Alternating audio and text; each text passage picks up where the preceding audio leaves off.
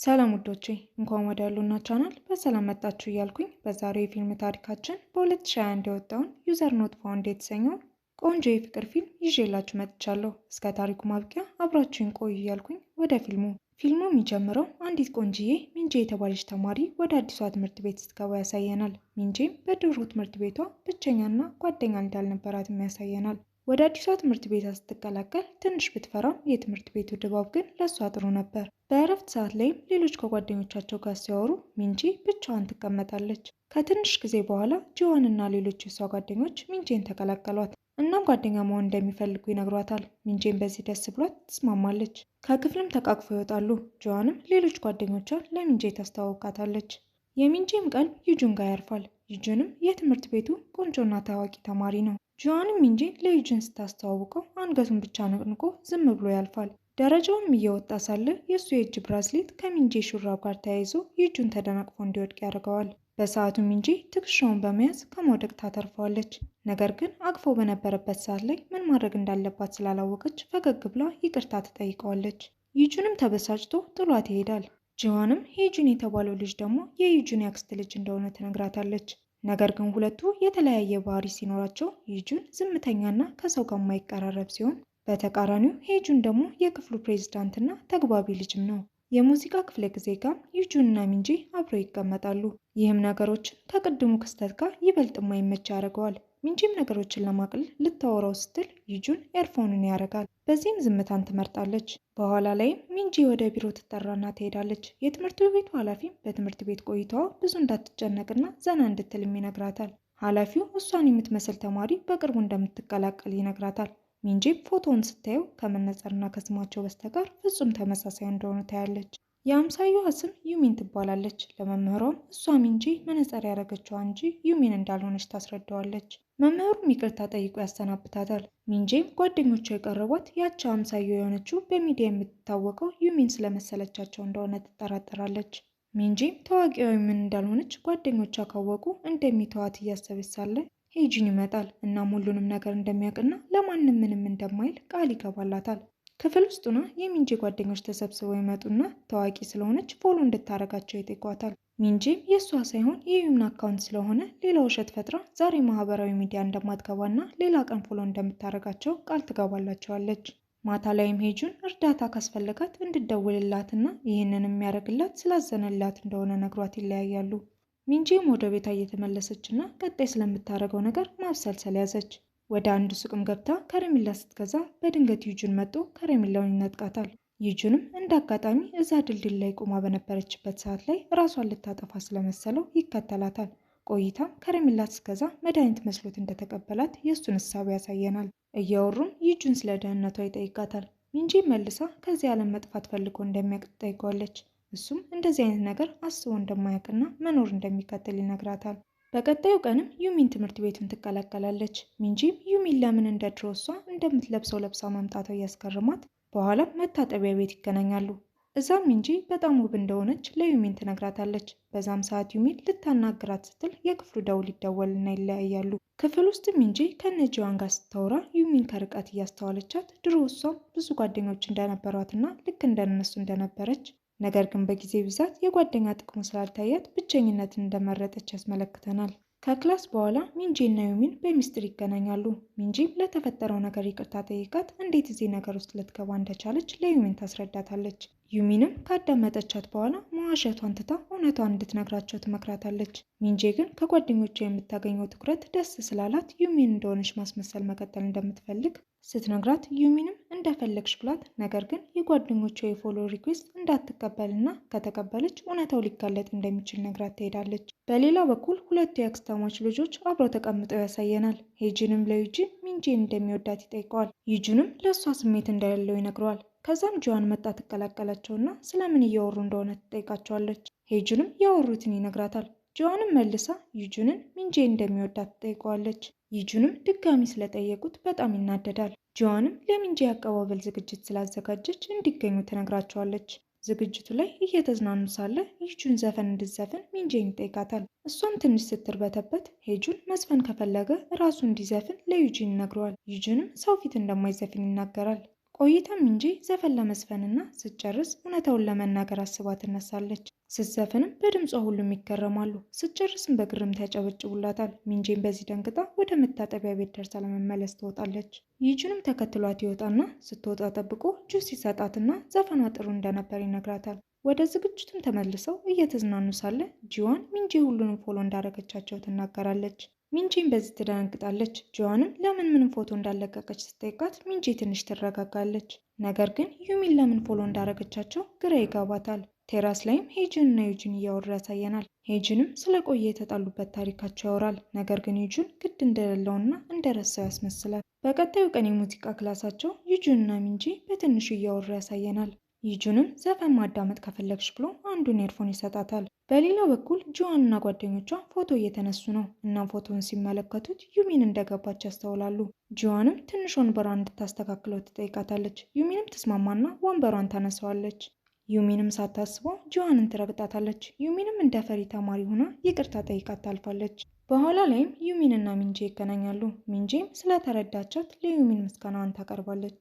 ዩሚንም ብዙ ጊዜ ከነሱ ጋር ካሳለፈች ሊናቁባት እንደሚችሉና ዋና ዋና ውሳኔዎችን ስትወስን እንድታማክራት ለሚንጄ ትነግራታለች። ሚንጄ ምሽቷን አስተላልፋ ውጤቷ እየወደቀ ስለሆነ እንድታስጠናት ዩሚንን ትማጸናታለች።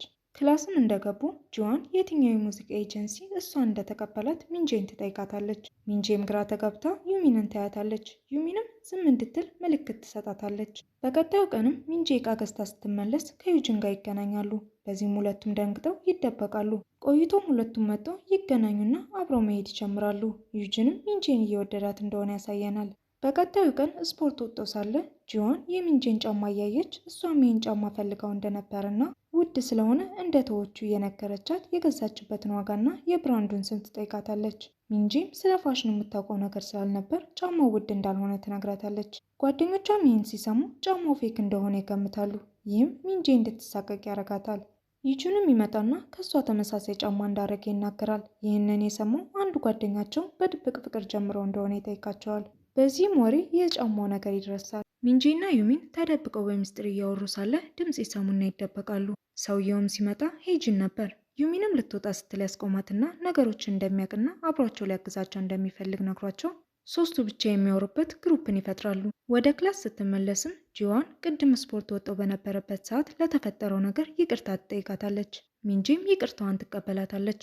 ቆይቶም ዩሚን ከጂዋን ከይቅርታ ጋር የተያያዘ ቴክስት ይገባላታል። በሌላ በኩል ሄጁን ከጂዋን ጓደኛ ከሆነችው ዴሂ በጂዋን እና በሚንጄ መካከል ስለተፈጠረው ነገር መረጃን ይሰበስባል። በቀጣዩ ቀን ዩሚን ለጂዋን ድጋሚ እንዳታወራት ትጽፍላታለች። ጂዋንም ሚንጄ ስለመሰለቻት ግራ በመጋባት ትደነግጣለች። ቆይቶም ዩሚን እና ሚንጄ አብረው ወደ ሱቅ ለመሄድ ይገናኛሉ።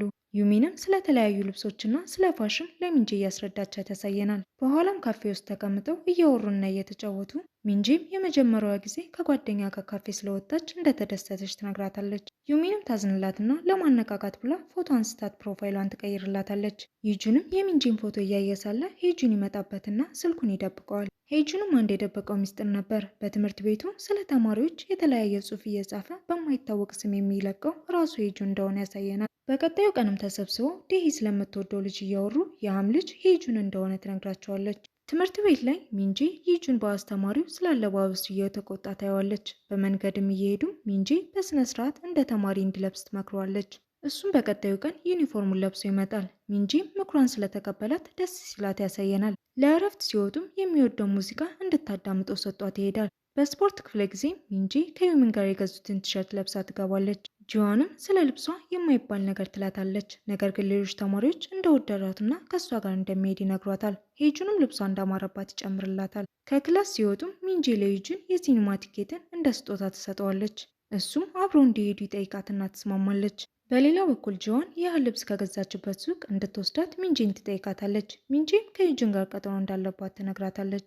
በቀጣዩ ቀንም ሚንጄ ከጂዋን የምታወራት ነገር እንዳለ ቴክስት ይገባላታል። ሄጁን እና ዩጂንም ወደ ክላስ እየሄዱ ሳለ ሄጁን በዚህ ሰሞን ምን ተገኝቶ ደስተኛ እንደሆነ ይጠይቀዋል። ዩጂንም ምንም እንዳልተፈጠረና አሁንም ሁሉም እንደ ድሮ እንደሆነ ነግሮት ይሄዳል። ዩሚን እና ሚንጄም ተገናኝተው እያወሩ ሳለ ሚንጄ በፍቅርና በጓደኝነት መሃል አጣብቂኝ ውስጥ እንደገባች ለዩሚን ትነግራታለች። ቅድም ጂዋንን አግኝታት እንደነበርና ጂዋንም ለዩጁን ስሜት እንዳላት እንደነገረቻት በዚህም ሚንጂ አብሮ የሚሄዱበትን ቲኬት ለጂዋን እንደሰጠቻት ያሳየናል። ዩሚንም በዚህ ትቆጣትና ለዩጁን ደውላ አብረው ወደ ሲኒማ እንዲሄዱ ታደርጋቸዋለች። ዩጁንም አብረው እንደመጡ ሲያያቸው በጣም ይናደዳል። አራቱም እዛ አሪፍ ጊዜን ያሳልፋሉ። ፊልሙን እያዩም ሄጁን ሚንጂን በጣም ሲቀርቧት ዩጁን ያያቸውና ትንሽ ይቀናል። ከፊልሙ ሲወጡም ሄጁን ሚንጂ ከሄጁን ጋር ብቻቸውን እንዲሆኑ ብሎ ጂዋንን አብረው ወደ ቤቱ እንድትሄድ ጠይቋት እየጎተተ ይወስዳታል። በመንገድም ጂዋን ለምን ይሄን እንዳደረገ ትጠይቋለች። ሄጁንም ማስመሰሏን እንድታቆምና እሷ ዩጂንን እንደማትወደው ሆነ ብላ የሚንጂን ግንኙነት ለማበለሸት እያስመሰለች እንደሆነ ይነግራታል። ጂዋንም ሚንጂን እንደምትወዳትና በማይመለከተው እንዳይገባ ትነግረዋለች። ሄጁንም መስመር እንዳታልፍ አስጠንቅቋት ይሄዳል። በሌላ በኩል ሚንጂ እና ዩጂን ወክ እያደረጉ ሳለ ሚንጂ ለእሷ ስሜት እንዳለው ዩጂንን ትጠይቀዋለች። እሱም በህይወቱ ደስተኛ እያደረገችው እንዳለና ፊልሙ ጋር ስለመጣችም ደስ እንዳለው ይነግራታል። በቀጣዩ ቀንም መምህሩ ተሳስቶ ከፍተኛ ውጤት ሚንጂ እንዳመጣች ይናገራል። ነገር ግን እውነታው ዩሚን ነበረች ከፍተኛ ያመጣችው። ከክፍል ለምሳ ሲወጡም ጂዋን እንዳመማትና እዚሁ መቆየት እንደምትፈልግ ስነግራቸው ሚንጂም ዳቦ ይዛላት እንደምትመጣ ነግራት ትሄዳለች። ጂዋን እዛው ተቀምጣ ሚንጂ ለመጀመሪያ ጊዜ ትምህርት ቤት ውስጥ መጣ ያለውን ነገር ማሰብ ትጀምራለች። እናም አሁን ላይ እንዴት በሁሉ ነገር የተማሪዎችን ቀልብ መሳብ እንደቻለችም ታስባለች። ማታ ላይም ሚንጂ እና ዩሚን አብረው እያጠኑ ያሳየናል። ዩሚንም ትኩረት አድርጋ እንድታነብ ለሚንጂ እየተቆጣች ትነግራታለች። ሚንጂም እየሳቀች ፎቶ እንዲነሱ ጠይቃት ፎቶውን ትፖስተዋለች። ይህንንም የተመለከተችው ጂዋን በጣም ትናደድና በቀጣዩ ቀን ደውላ ዴይን ታገኛታለች። እዛም ጂዋንም ሚንጂና ሄጁን አብሮ ፍቅር እንደጀመሩ ትነግራታለች። ዴይም በዚህ በጣም ታዝናለች። ክላስ ሲገናኙ ሚንጂ ወደ እነሱ መጣ ሰላም ስትላቸው ዴይ እነሱን እየተወቻቸውና ወንድ ጓደኞቿ ጋር እያተኮረች ስለሆነ ትንሽ ጊዜ እንድትሰጣቸው ነግረዋት ይሄዳሉ። ካፌ ውስጥም ብቻዋን እየበላች ሳለ ሄጁን ይመጣና አብሯት ይቀመጣል። ቆይቶም ዩጂን ይቀላቀላቸዋል። ይህንም የተመለከቱት ተማሪዎች ሲንሾካሾኩ ስትመለከት ተነስታ ትሄዳለች። ምግቧንም ከዩሚን ጋር ሆና ትበላለች። ዩሚንም ብዙ እንዳትጨነቅ ትነግራታለች። ክላስ ውስጥም ዩጂን እንዳዘነች ስለተረዳ ለማሳቅ ብሎ ፎቶ ያሳያታል። እሷን ተመልክተው ትንሽ ፈገግ ትላለች። ማታ ላይም ሄጁን ከጂዋን እና ዴይ ጋር ይገናኛል። ሄጁንም ያውቀው ለጂዋን የፍቅር ስሜት እንዳለው በማስመሰል ብቻዋን ማናገር እንደሚፈልግ ይነግራታል። ብቻቸውን ሲሆኑ ጂዋን ለምን የውሸት እንደሚያስመስል ትጠይቀዋለች። እሱም ከሚንጂ ጋር ያደረገችውን ተመሳሳይ ነገር እያደረገ እንደሆነ ይነግራታል። እናም እሱ ብቻ የሚያውቀው ሚስጥር እንዳለም ይጨምርላታል። በቀጣዩ ቀን ክፍል ውስጥ ፎቶ ተለቆ ተማሪዎች ሲቀባበሉት ያሳየናል። ያ ፎቶ ድሮ ጂዋን አስቀያሚ በነበረችበት ሰዓት የተነሳችው ፎቶ ነበር። ይህንም ያዩት ተማሪዎች ከአሁኗ መልኳ ጋር ጭራሽ እንደማትመሳሰል ሲያወሩ ጂዋን ትሰማና ታዝናለች። ይህንም ያደረገው ሄጁን እንደሆነ አወቀች። ጂዋን ድሮ ትምህርት ቤት ተማሪዎች እንደሚያሰቃዩትና ያን ቀን አዝና ሳለ ከሄጁን ጋር እንደተዋወቁ ያሳየናል። ከዛን ቀን ጀምሮ ሚንጂ እስከምትመጣ ድረስ ጥሩ ጓደኛሞችም ነበሩ።